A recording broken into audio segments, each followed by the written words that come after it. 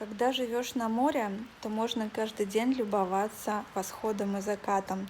Ну, восходом любоваться у нас получается не так уж часто, а на закат мы иногда выезжаем посмотреть.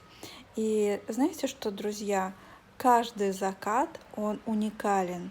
Не было ни одного повторяющегося заката. Это такое необыкновенное, удивительное зрелище, просто волшебство. Но сейчас, к сожалению, солнце уже село, но этот потрясающий вид я решила снять специально для вас. Полюбуйтесь. Сейчас я сделаю зум, и, конечно, это удивительно.